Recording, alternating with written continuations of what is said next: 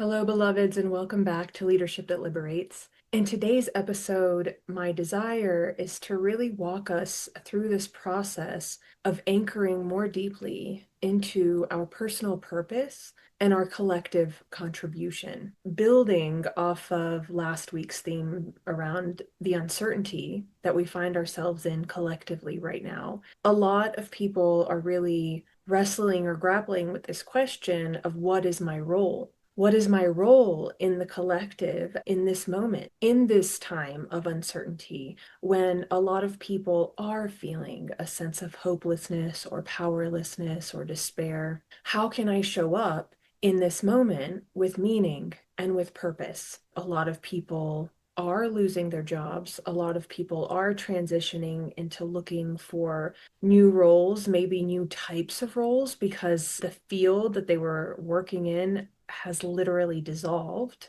Maybe people are looking to start businesses. Maybe some people are just considering, what can I do to meet this moment in a more meaningful and purposeful way? Maybe it's volunteering. Maybe it's some kind of activism work.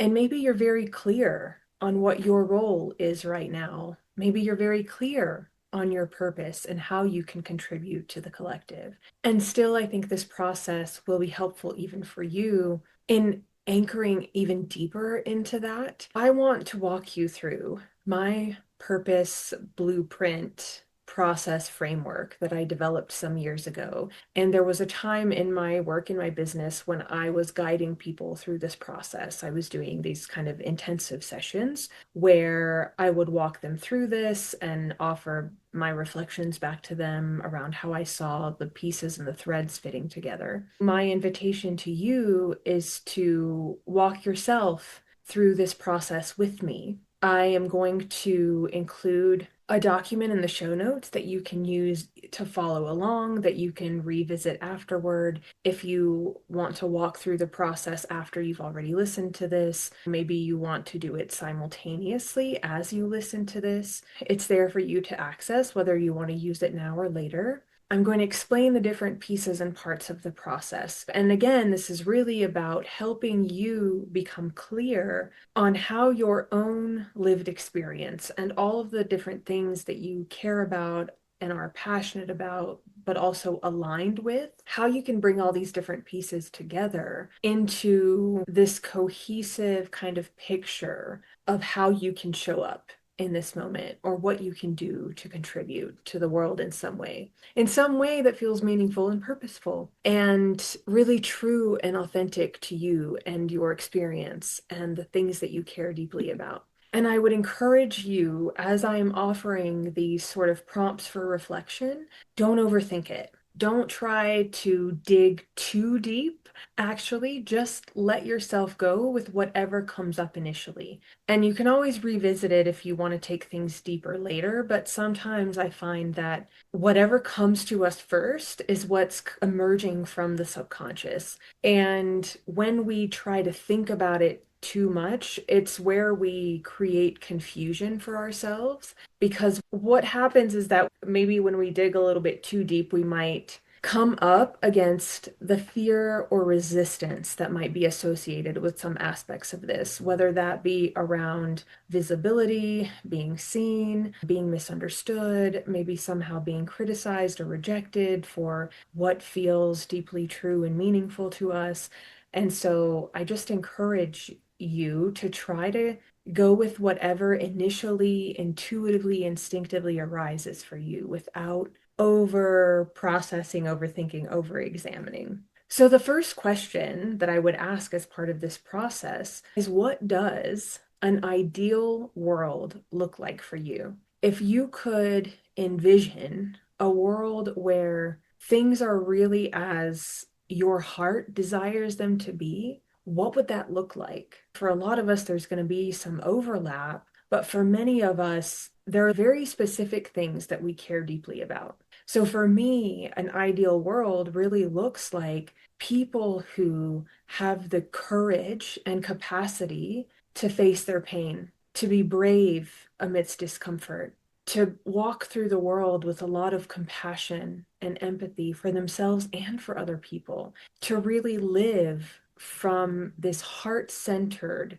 place to really act and move with and in and from love. That is what an ideal world looks like for me, because that's going to have a ripple effect in the ways that we show up in the world, right? And for some people, that might really be about like, oh, we're caring for nature and we're conscious of the climate and we're growing gardens and we're planting trees, right? Like, so what does an ideal world look like for you? And then the follow-up question to that is, what is the number one thing that needs to change in the world for it to look as you envision it? What is the one thing? Obviously, honestly, there are going to be lots of things that need to change.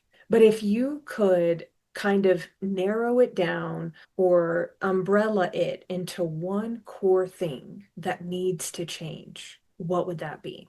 For me, it is that piece around facing our own pain. We have to look at the pieces and parts of ourselves we've denied or disowned. And we have to be brave enough to be in the discomfort and the grief of that process. What is the number one thing that needs to change for the world to look as you envision it? So that's kind of the bigger picture. This is how we're setting the stage for the pieces and parts that follow.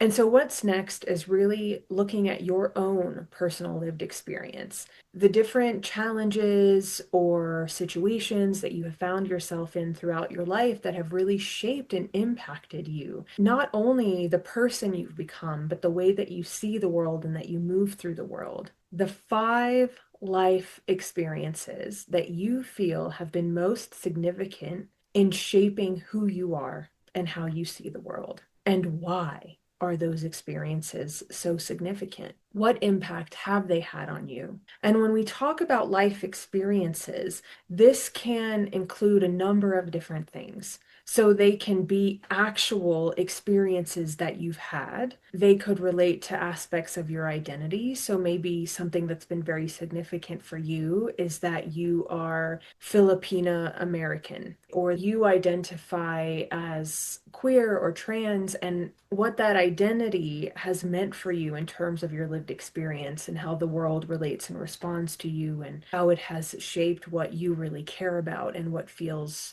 important to you. It could be related to not just a significant experience in the sense of a single event, but maybe it's a significant season or phase of your life. Maybe you were sick for a few years and that really shaped your life and who you've become. This could also be people who have really influenced or shaped you. Sometimes when I walk people through this process, they tell me about people like their grandmother or some kind of mentor, teacher, somebody who really imparted a lot of wisdom with them or certain perspectives that really stayed with them throughout life. And so, what are 5? 5 aspects of your life experience that you feel have been the most significant in shaping who you are and how you see the world and how you move through the world. And then after you have identified those 5 experiences, now we're going to reflect on them a little bit. So there's 3 core questions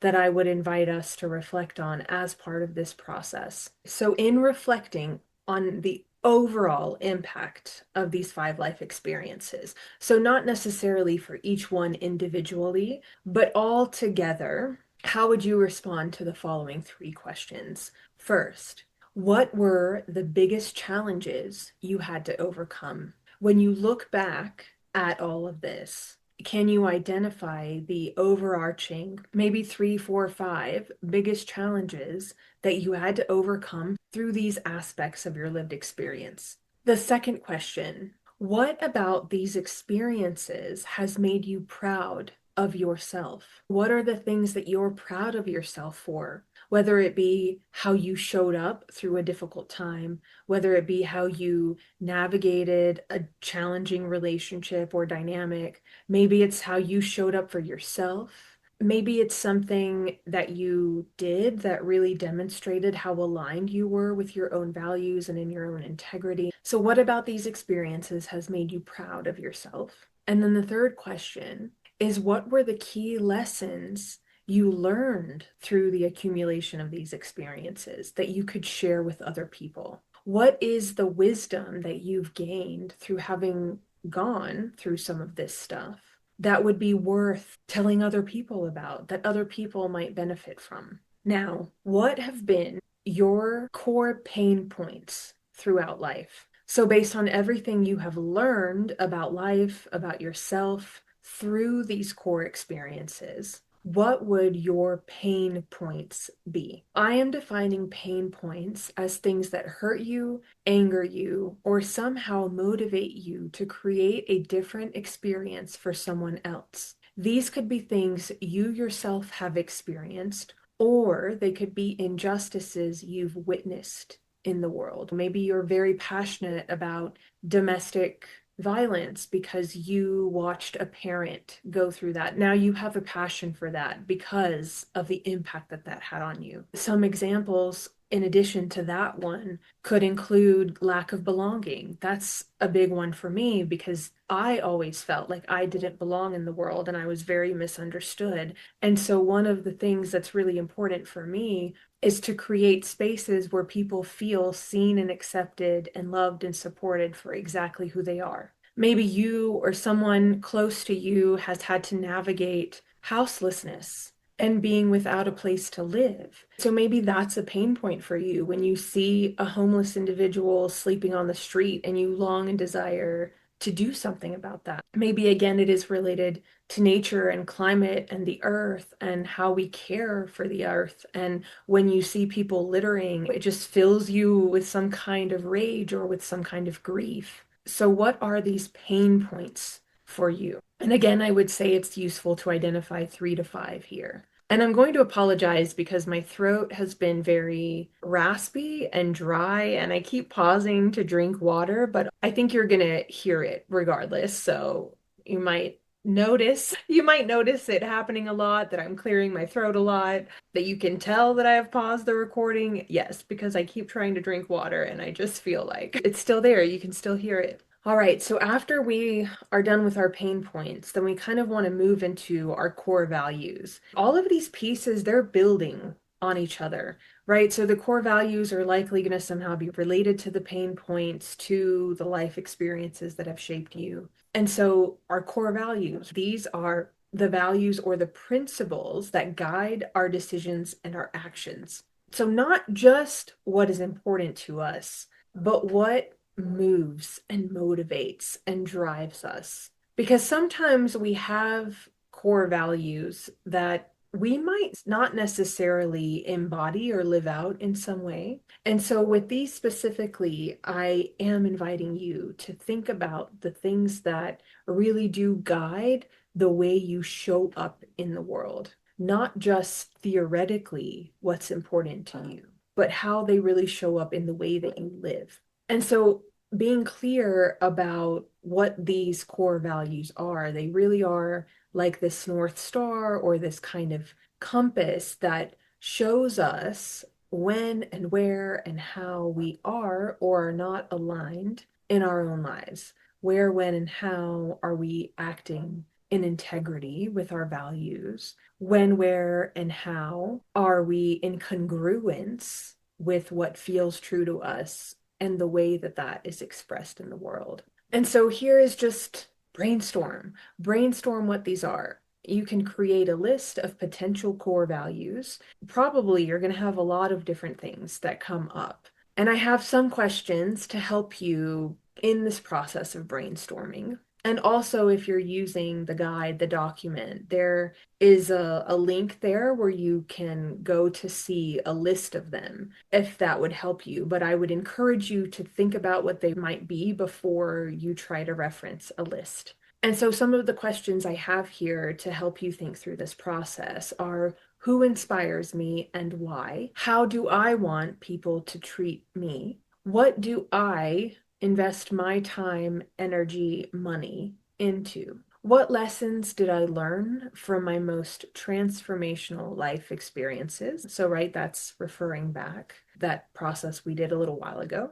And again, what are my pain points? And once we've identified our pain points, now what are the opposite attitudes or actions that are representative of those. So if we really dislike people who are selfish, maybe one of our values is generosity and reciprocity. And once again, with these, I would also suggest narrowing it down to 3 or 5 total, not any more than that.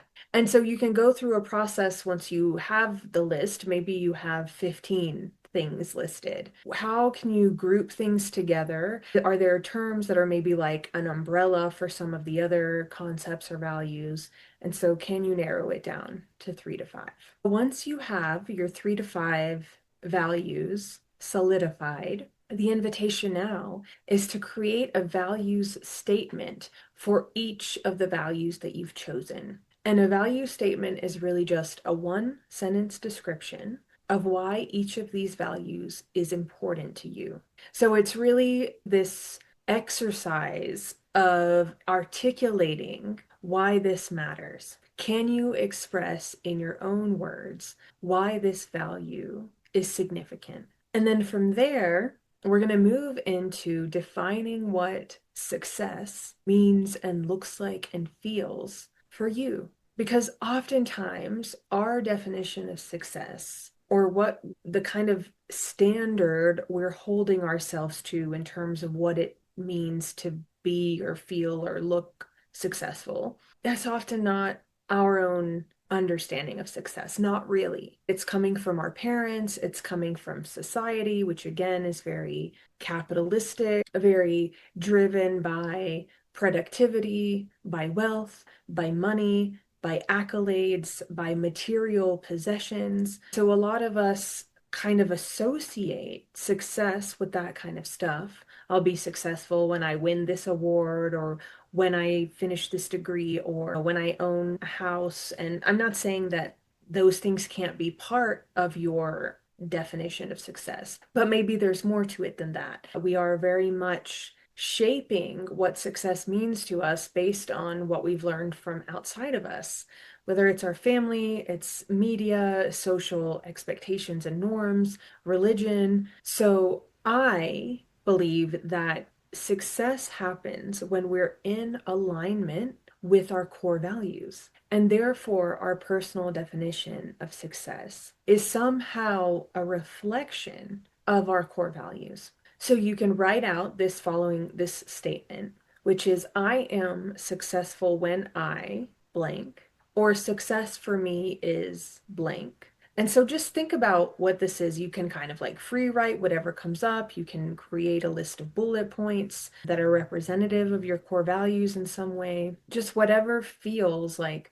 oh yeah, like this is what success means to me and what is aligned with what matters to me and with what I value. I'm going to share with you a quote by Ralph Waldo Emerson because I think I first heard it in middle school or something, but I remember it really resonated with me and it really stuck with me. And I still refer to it all these years later. And it is about a very sort of unconventional definition of success. But for me, it reflects the kind of thing that I'm inviting us to go into here when we're considering what our personal definition of success is. And so this quote, to laugh often and much, to win the respect of the intelligent people and the affection of children, to earn the appreciation of honest critics and endure the betrayal of false friends, to appreciate beauty, to find the beauty in others, to leave the world a bit better, whether by a healthy child, a garden patch,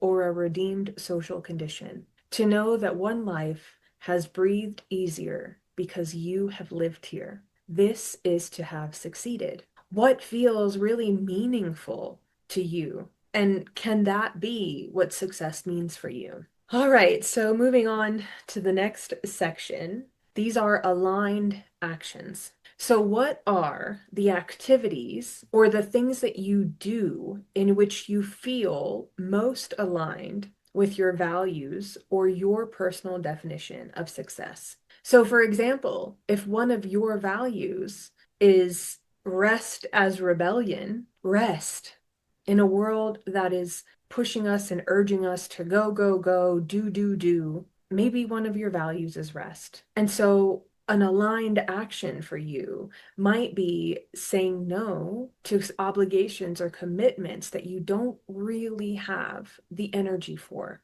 And so the aligned action is honoring your needs. Maybe one of your values is reciprocity. And so maybe for you, that aligned action looks like, oh, somebody says they need me, I'll show up. Even if I'm tired, even if I'm drained, even if I don't really have the energy, but that's my value and it feels aligned to me to show up regardless because I kind of live in this way where I know that somebody is going to show up for me in the same way when I need them. That's the reciprocity. So it's going to be different for each of us depending on what those values and our definition of success is. So again, 3 to 5. I think 3 to 5 is consistently, it's a good number to aim for. You'll see as well in the document that there is a link to this literal blueprint that I've created in a PDF, and there's a box for each of these sections. And so the idea is that once you've gone through the process of reflecting on this, writing everything out, fleshing it out, then you visit that blueprint and you pull out the key words or the main themes and you insert them there into the relevant boxes so that you have like a snapshot picture of how the most significant parts of every piece are fitting together. All right, we're getting toward the end. So after we've considered our aligned actions, that we're going to think about what are our skills and strengths. What are the things that we're really good at, that we do really well? What would other people say we're really good at and that we do really well? This is a place where I really love to draw on different kind of assessments where you might be able to take the Myers-Briggs personality test, where you might be able to do the Clifton Strengths Assessment. There's another version that's very similar to that. It's called the High Five test, and it's a free version of Clifton Strengths. I've included some links in the document as well for you. Maybe you're really into human design and you want to pull for that. Maybe you're really into astrology like I am, and you want to draw some of your skills and strengths from your astrological chart. There's also this practice that I really love encouraging people to do to get a sense of what other people say your skills and strengths are. And you can send out an email to a group of people who know you to varying degrees and in different contexts. Very close friends, maybe some people who are just acquaintances, people you've worked with, colleagues, maybe some family members. I think it's good to have a variety of the type of people you're asking. Some might not know you as well as others because it's really interesting to see how even the people who don't know you that well can still see in you your strengths and your skills. And so you can just send out an email to this group of people. I even have a little blurb in the document for you to use. But basically just asking them, based on your experience with me, what do you think are my 3 best or strongest qualities or my superpowers? What do you come to me for, or how do you see me offering value to other people? Because I know sometimes it can be hard for some of us to be like, oh, this is what I'm really good at. For some of us, there is a kind of resistance or a block to naming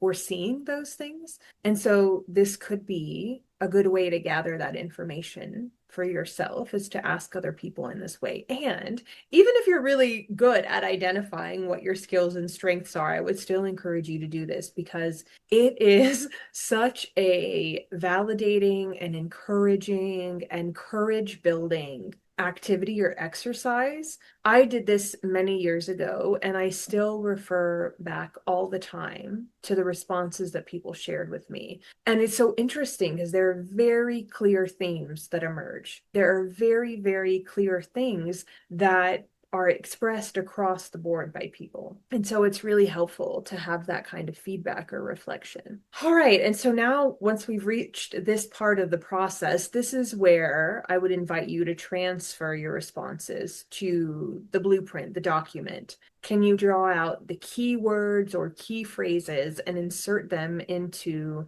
the corresponding boxes on the blueprint document? And then you can look through what are the patterns here? What are the recurring themes? Is there a thread, a common thread running throughout the various parts and pieces of this. And if the purpose blueprint is representative of your unique self-expression, then how does your unique self-expression contribute to the ideal world you envision? So we kind of come back full circle now to the two bigger picture questions we asked at the beginning around the ideal world you envision and the one thing that needs to change for it to be possible. So then there's two core questions that are closing out the process. So the first one is, what is your quote unquote purpose? So if your unique self-expression were to be offered in service to other people, what is it that you're offering to the world? This is the what and the why kind of combined. So, what is it that you're offering as a reflection of your unique self expression? And why is it important? Why is it important to the ideal world you envision? Why is it important to you and to what feels meaningful and purposeful to you based on what matters to you? What matters in terms of how you see the world shifting or changing? What is it that you have to offer the world when you look at all the different connections between the various pieces we've already moved through? And then from there, what is the how? So, how can you serve others or make a difference in the world? And this is where you can really, again, kind of brainstorm all the possible ways you can bring your purpose to life. And there is no one way. For some people, maybe they always have had some sense that they know what that one thing is. But for most of us, there isn't one thing or one way to do it. So, what are the various different ways that you can offer your unique self-expression in service to the collective? One of my things, my kind of purpose, or what it is that I have to offer the world, it is this ability to look very deeply at the parts of self that are uncomfortable, unflattering, maybe there's shame around them. I really have an ability and a capacity to be with those parts of myself and with those parts of other people. So that is a gift, a skill, that's part of my unique self-expression that I have to offer the world. And you see how it fits into what I shared around my ideal vision for the world, but also what needs to change. I can bring that forward because for me, it's not a difficult thing to do, whereas for a lot of other people it is, right? And so I have an ability to support people in becoming more comfortable with that process. And one of the ways that I do that is by guiding people through shadow work, because I have an ability to help people feel comfortable enough to talk about the things they feel shame around because I don't judge that. It doesn't make me uncomfortable. There's literally nothing in the world that would surprise me or that I would think is too dark or too twisted or too messed up to sit with and be with. I'm like, bring it. It's okay. I can hold it. And maybe it's hard for you to hold, but that's why I'm here to support you in holding the weight of it. And so this is one way that I help people tap into their own capacity to be brave in the things that have been painful for them and the things that have created shame, because it doesn't faze me. That's part of my unique self-expression, and part of what I offer to other people is this safe, supportive, non-judgmental space for you to come fully, wholly, exactly as you are. What is your unique self-expression, and what are different various possible ways that you can serve other people with that? All right. And so that's it. That's the purpose, blueprint, process, and framework. And I hope it's useful to you. I hope it serves you in some way. I hope it's helpful in these times. And I just had this thought about that quote of like, oh my gosh, I don't even remember what it is, but basically like the world needs more people who come alive. What is that quote? Now I'm like, I need to find it. Hold on. Don't ask what the world needs. Ask what makes you come alive and go do it. Because what the world needs is people who have come alive. And I guess in this case, we're really kind of doing both. We are asking what the world needs, but also what makes me come alive, and how do the two intersect, overlap, relate to one another. So, how is what makes me come alive also needed by the world? And how do I offer my life, my spark, my aliveness? How do I offer it in service to the vision I have for the world and the change that I wish to see in the world? So, again, I hope this served you and supported you in some way. And if it offered any kind of aha moments or insights or light bulbs for you around what you're really good at and what you're here to contribute, I'd love to hear from you. You can totally reach out to me and share with me. And I'll see you all next week for another episode of Leadership That Liberates.